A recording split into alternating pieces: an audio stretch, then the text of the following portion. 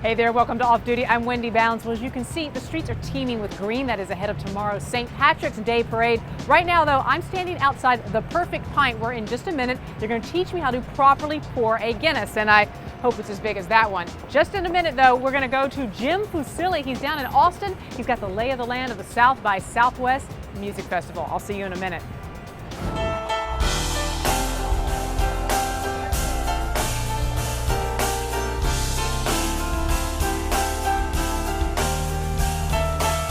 Hey, for the Wall Street Journal, this is Jim Fusilli at South by Southwest with Robert Glasper, whose new album, Black Radio, is fascinating, interesting, and causing a bit of controversy. That's safe to say? Hey, can I say? Cool, I love it.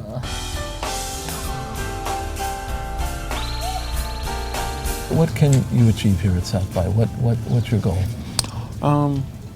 My goal is to not get trampled by other people, and there's a lot of people here. But maybe just to have some people be exposed to me that probably weren't before, and that's all I'm really trying to do with my music. Is just the jazz audience. For the most part, they know who I am. They have my records, they know. But right now, I'm trying to gain new audience. So I just want people who never heard of me to check me out, to now become a fan and like it. And I think that'll make that makes music in general live longer. The more fans you get, the more younger fans that you acquire. Especially doing something like this where it's not the average place where jazz bands will play or something like that. So this is a great opportunity to explore that. Robert, I wonder if that title of jazz musician fits you anymore. It certainly does, but it doesn't say it all about you, and it doesn't say it all about Black Radio, does it? Exactly, no. I think jazz musician is kind of what I started off, kind of what people know me as, because I was signed to Blue Note Records as a jazz musician, and I have my piano trio records out, but I do span beyond just jazz music, hip-hop and soul and R&B and at times country, all kinds of things, yeah. Rock and pop and all kinds of things. So we're kind of a band that kind of does everything, but we're known as jazz musicians. I guess because, to be a jazz musician, you have to somewhat master your instrument to a certain level. Even to be a bad jazz musician, you have to be pretty good at your instrument. Yeah. Now, we talked a couple of years ago, and I remember that you told me that your ambition for your music was to remove any boundary between hip-hop and jazz and contemporary rhythms and jazz. And when you listen to Black Radio, you forget that it's by a jazz artist. Mm-hmm. And I suspect that's what you were going for. Totally. Yeah, I wanted to remove the boundaries from any music. It's not even just hip-hop and jazz, just in general, music in general. I feel like you should be able to play what you like to play and make that kind of music. Because then when you don't have those kind of genres, when you don't have the kind of gates around it, the sky's the limit.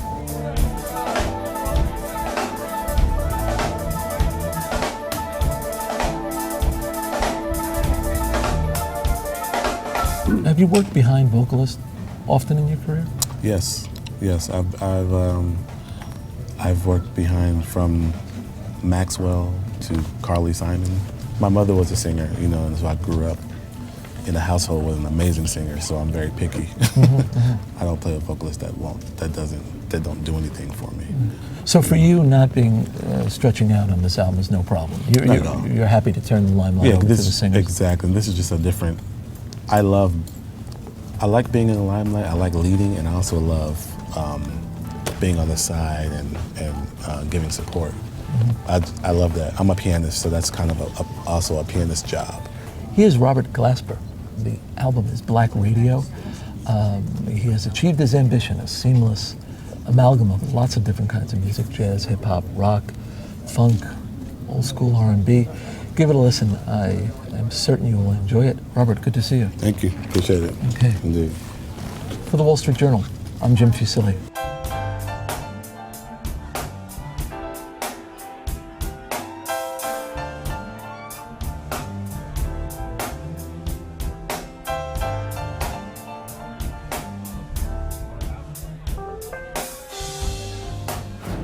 And welcome back. I'm here with Bernie Riley of The Perfect Pint, and he's getting ready to show me what I hope is the right way to pour the perfect pint. So is there anything about the glass I need to know before we start? Before you start, you always have to have a clean, dry glass. Dry. Why is dry important? Because it holds the pint, and as you're drinking it, you will see the layers of the pint going along. Gotcha. Never pour into a wet glass. Never Always pour dry. into a wet glass. That's number one to get the perfect pint. Then you put the glass in, tilt it at 45 degrees. 45. And pull the handle forward and keep filling until about above the Guinness, right at the heart line. And you never want to let the tap get in the beer, I assume. No, you just keep it going like this. Okay. And then as you come to the end, you can just straighten out the glass and just push your handle forward. And then as you can see, there it is, nice and brown with bubbles inside it, and you have to wait for that to settle. Just leave it there to settle. What would happen if you drank it now? Like, would the taste be dramatically different than if you had not let it settle? Yes, it would. It's got to settle. These are little air bubbles inside, and they all have to go. All right, so now while we wait for it to settle, what we're going to do, for there's some people who don't actually drink beer, and for them, we have a bunch of wines, all of them under $10. Let's check in with Lettie Teague. Hi, my name is Lettie Teague. I'm the wine columnist to the Wall Street Journal, and I'm here at Union Square Wine and Spirits with wine buyer Jesse Salazar, and we're talking about the $10 question, which is, can you get a good bottle of wine $10 or under? You have lots of wine, or at least some wines under $10 here, so clearly you believe the answer to that is yes, and I'm curious, what you think are some of the best deals. By the way, why are they down by our feet? You have to reach for your bargain. Indaba, you said this is like the best seller in the store? Yeah, I mean, by volume, we sell more Indaba Chardonnay than any other bottle of wine in the shop. Wow. I hope this importer, Cape Classics, is eminently grateful to you for that. That's one of those situations where, the wine is delicious. It's not too oaky in one way. It's not too fruity the other way. You've got a number of critics that have come out and said, for less than $10, it's about as good as it gets in life, sort of thing. Right. And that's, I send it to friends of mine that are just looking to have something simple, for random parties, with various foods, and it works really well. Do you think if you spent a little bit more money and maybe went to $15, are you getting something that much better? Do you think that much more interesting? I think so. Yeah, as a wine professional, yes, certainly.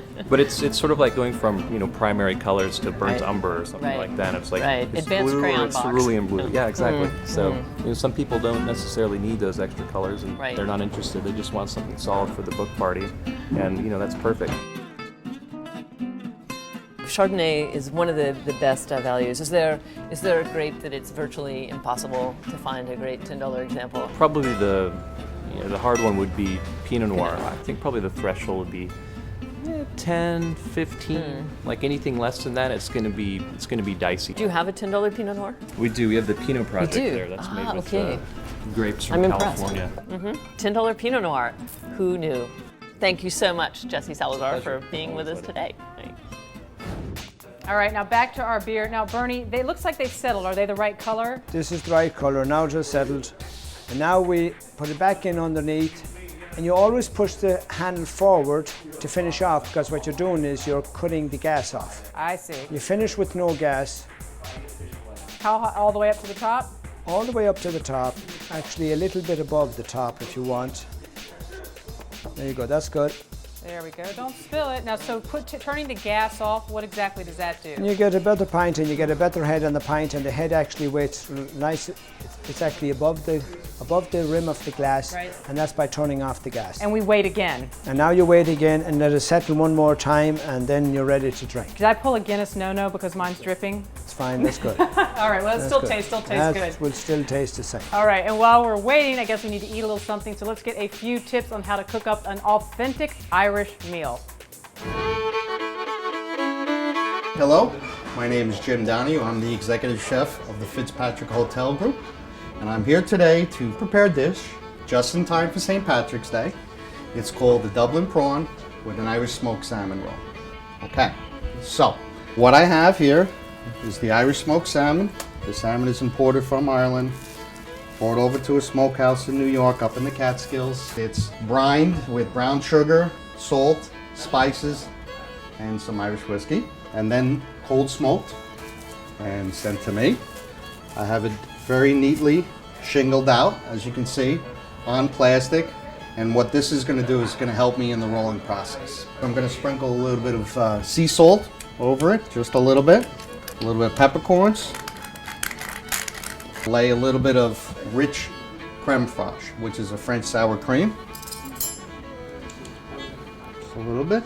And then I'm going to lay down the Dublin prawns, which have been sauteed in fresh butter, and then lightly flambéed with a little bit of Jameson whiskey. Tossed with some fresh tarragon, and then chilled. So now they're cold, they're ready to be stuffed into the salmon. So you make sure you layer it at the end of the salmon, so when you roll it, it's going to have plenty of salmon to roll around the shrimp. Okay, put a little bit more fresh tarragon in there. And I'm going to drizzle just a little bit of extra virgin olive oil. So here's the rolling process. You start. Press down. Press. Press. And press. What you would do is you would put it in the freezer, let it firm up for approximately about an hour, so that when you cut it, it'll hold its shape very well. So I have one here already made, and what I'm going to do is I'm going to cut it and I'm going to plate it up. Now what also goes with this dish is a famous sauce called Mary Rose sauce. So right now we have the mayonnaise, so we got about 50% right there. Back again with the creme fraiche, 50%, and then a little bit of tomato ketchup for the color. Hot sauce. A little bit of Worcestershire. I'm going to whisk it first and then add the Jameson. I want to make sure it's that pinkish color. There you have it. Nice pink color.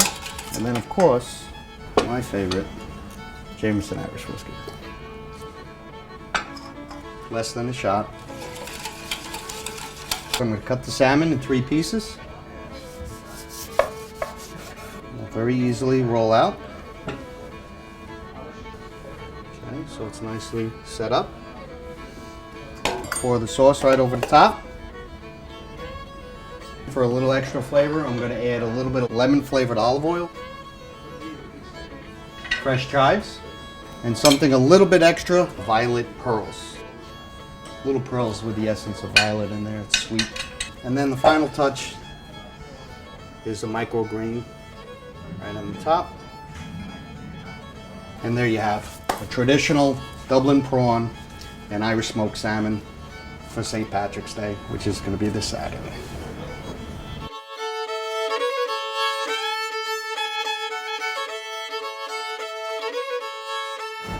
Man, Bernie, I've got to play catch up with you. You're way ahead of me. I've noticed that, but I didn't want to tell you. You didn't want to tell me, but now you have these nice lines on your glass. What do these mean? These means you're counting all the mouthfuls as you go down along, and if you don't see them, you are not drinking the perfect pint. What if it was completely clear as it was going down?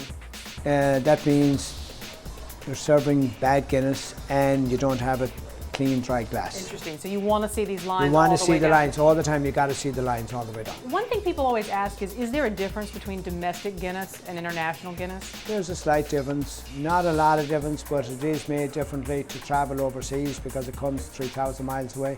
So they pasteurize it a little different for overseas than they do in Ireland. How long has the Perfect Pint been here? This Perfect Pint was opened in 2006. Now I would be interested 7 years. 7 years. I would be interested to have Marilyn Hagerty come here. Have you heard of Marilyn Hagerty? Yes, I have. You have. 85-year-old grandmother out of North Dakota. She reviewed an olive garden there, suddenly became an overnight internet sensation. Now what most people don't know is that her son Bob, he actually works at the Wall Street Journal. The three of us sat down earlier today. We had a nice talk about what she's been doing here in New York, and let's take a listen. On March 7th, the Grand Forks Herald newspaper in North Dakota, it posted an upbeat review of the newest restaurant in town, the Olive Garden. And it was pinned by their longtime Eat Beat columnist, 85-year-old Marilyn Hagerty. Her son James Hagerty is a longtime and esteemed journalist here at the Wall Street Journal. Now, what happened next after that column ran? Well, it is a journey that took Marilyn from North Dakota to a whirlwind media tour here in New York, and son and mother are still trying to figure it out. Hey there, Marilyn, thank you so much for, on your whirlwind tour, being here at the Wall Street Journal. It's the only way your son James was, and you call him Bob, right? Yeah, I call him, yes. Everybody calls him Bob. It was the only way he says he's been able to say hello to you. So, Bob, say hi to Mom. Hi there, but aren't you supposed to be at Bridge Club in Grand Forks this afternoon? I'm getting back there for a bridge club, yeah. Oh, good. Yeah. For people who may have been in a vacuum or living on Bora Bora for the last week or so, just want to recap for folks what happened. You pinned what was a very nice review of the Olive Garden, and it somehow got picked up among bloggers and the internet world by people who were sort of surprised that you had reviewed a place like the Olive Garden. They didn't think it was high-end. You got some not so nice emails, didn't you? That's right. You know, I've been doing this for 30 years, but the first thing that I heard about it was an email that said, your column, ... pathetic. Pathetic. So as I usually do to people who criticize me, I say, thank you. I appreciate your input. Thank you for writing. What more can you say? You took the high road. And then I usually say, you certainly are right. I could maybe learn from that. You know, what more could he say? And then the emails started pouring in, and people were defending me and telling me not to feel bad and telling me it was wonderful. And then I'd get another email from someone who would say, how stupid could you be? And I said, just respond, well, I don't know how much more stupid I could be, but I'll try. And, Bob, how does it make you feel when you hear your mom, somebody calls your mom pathetic and stupid? I mean, you took the high road in a front page story you wrote for the Journal about when mom goes viral. But you hear that, don't you want to clock them? Oh, no way, but she can take it. She's used to it. She knows she's got a lot of loyal readers, and no matter what you write, you're going to upset somebody or get some kind of negative feedback. When I wrote my story, I got about 400 emails from all over the world, including India, praising my mom, and I got one negative email. One negative email. And I think that is what's brought you here to New York, Marilyn, that there were so many people who didn't like that people were making fun of the fact. That's right. Right? So that's right. That's what got you here. People don't like people picking on an old lady who writes for a newspaper. And you're very tall. I saw that when we stood up. I wouldn't pick on you. I wouldn't do it. And Bob's very, very tall. Well, now, he wouldn't pick on me either. You all hear that out there. Now, Bob, when you wrote your front page story, I'm curious. You're a journalist. Your mom is a longtime journalist. Did you have to fact check with her? No, well, no, I just used my memories, and I didn't ask her for comment. Did you read the story? Yes, I read the story with awe. What did you think? I got to get this framed, you know, this is unbelievable. And I thought, is this for real? Is this for real? Does not seem. Well, you know, your grandchildren here were not really that impressed that you were on page 1 of the Wall Street Journal. But they were very impressed that there was a story about you on Comedy Central. Comedy Central, and that's not the only place. I mean, you've been on CBS, I think, Anderson Cooper, all over the place. Now, and I think you even went over to Brand X, that New York Times place. I'm not sure. They made you eat a hot dog. We'd give you better food here, Marilyn. What I'm curious about are the sites that like Gawker and Fark, some of these sites that wrote about you. Will you be reading them regularly now when you go back home to North Dakota because they made you famous in this bigger world? No, I won't. I read my emails, and I just don't read all that stuff. I don't have time for it. I don't go on Facebook. I do a little Twitter, but I just don't have time for that. I write my columns. I go play bridge. I go to all the sports events at the University of North Dakota. Life is too busy for me to worry about things like that. Don't you think that's maybe the bigger picture here, that one of the reasons people are so attracted to you is because you said, I really don't care what people think. I don't have time for that. Well, when you get to be 85, if they're going to fire me, so be it. Now, I have to ask you, where it all began was the Olive Garden, and you ate at an Olive Garden here in New York. How do you find that compared to the one that started this whole journey back in North Dakota? Well, actually, we didn't get to the Olive Garden. No. Here, there's so much has been happening, and so many plans have changed. The Olive Garden in Grand Forks, North Dakota is brand new, and we waited for it. We waited years, and that was the big buzz all over town. The Olive Garden is coming. Finally, they came in and they built a great big beautiful restaurant. I waited 6 or 7 weeks to go to write about it because I figure it takes that long for them to settle down. And then I went in the afternoon, and I went alone because in a way it's really easier. And to review alone. Yes, in some ways, Yeah. yeah, because you have to talk to the other people when you're eating with them. You can't enjoy the food as much. No, and you can't really zero in on it, except if you get special people. Like my grandchildren know that they have to write down when the order was taken and when the order was delivered. They know how to critique the waiters, and they know those things, and so they say, "Grandma, Grandma," and that helps a lot. My granddaughter Carrie is a senior in high school now, and she's going into communications, and she helped me review the several of the fast food places in Grand Forks. One time she mixed all the pop she could in one glass. I said, "Carrie, I do not like that." Right. But they're learning from you. You're going to continue Carrie's going to into the next generation. Now, I hope so. before we let you go, Marilyn, a couple of things I have to ask you very quickly. How did you choose what you were going to wear on the trip? I mean, this was very last minute. You were going to be seeing a lot of big folks. How did you decide? Well, my phone was ringing, and I had a house guest from Winnipeg. I said, "Please answer the phone and say something nice to them." And what'll I wear? And so I was wearing this jacket, and my friend Marilyn said, "I like that jacket. You should wear that jacket to New York." And then I dug deeper in my closet, and I said, "Well, look at this. I have I could wear this out to dinner. It's a black suit with some white stuff on it. And I only have one suitcase, and my laptop has to be in there, but that's how I chose it." So you just picked what was there and what your friend recommended. Yes, and I managed to come away with, I didn't forget much. I'm doing okay. Usually I forget hairspray, But you did this time. toothpaste, or, But you remembered this time. I was amazed I did so well. All right, we're going to get your parting words for America. And Bob, I want to actually, because you may not get to talk to your mom for a while because she's going to be very busy. Any last words you want to say to her about this whole thing? Have you felt very protective of her during this time? No, I feel proud of her. She can take care of herself. I just want to say, don't take any guff from those New Yorkers. They can be a bit snide. Yeah, right, Bob. You have a good time. Yeah, we don't take any guff. No. But we enjoy ourselves. And why don't you come to Pittsburgh sometime? Oh, I will. We got Because some good restaurants here too. my grandkids are growing up too fast, and they say I have wrinkles, but they don't know what wrinkles are. And they don't know what it takes to live 85 years either. not yet. They ask me, Grandma, how come? Finally I figured out that Carmen meant wrinkles, but she didn't know what wrinkles were.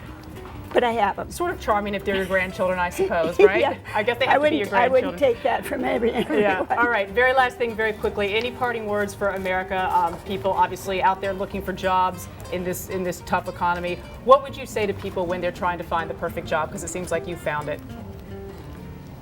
Well, I think you have to get some education, and when you get your education, you have to. You can't major in butterfly chasing. You have to major in something that you're sure is going to lead to a job, like get a business degree, get something that's marketable. And get That's something what I you do. like, probably. Oh, definitely, because for me, life is a game. I've always enjoyed going to work. There's nothing I'd rather do than be writing for a newspaper. So, It's a great parting words, and we appreciate your being here with us. And Bob/James, as we call you often, thanks for dialing in this morning to say hi to Mom. We appreciate it. We appreciate all your reporting here at the Journal. And thanks, Marilyn. So Bernie, we're moving on to these black and tans. And so what's the difference here in how you layer the beer? Well, we layer the beer, we put, as you can see, in this one we put Harp on the bottom, and then we put Guinness on the top. On this one we put Smithwick's on the bottom, it's an ale, and we put Guinness on the top. So it's always the less heavy beer on the bottom and always the Guinness on the top. That's right, yes, because Guinness is lighter and it stays on the top. Now when we go to top off our beers with the Guinness, I've got Harp here, you've got Smithwick's over there. You're using a spoon. What's the purpose of that? The spoon is, you want to keep the Guinness on the top. You don't want to mix the two. You want to keep it floating on the top, and the spoon makes you do that. I see. So So just put rest in the it on spoon there. and just pull the Guinness.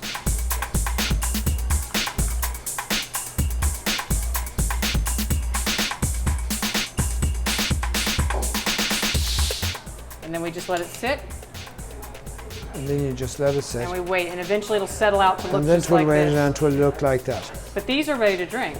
These are ready to drink. Well, thank goodness, because we're at the end of the show. That is it for today's WSJ Off Duty. Click above to subscribe. In the meantime, I hope you have a wonderful weekend and a happy, safe St. Patrick's Day. Sláinte. Sláinte.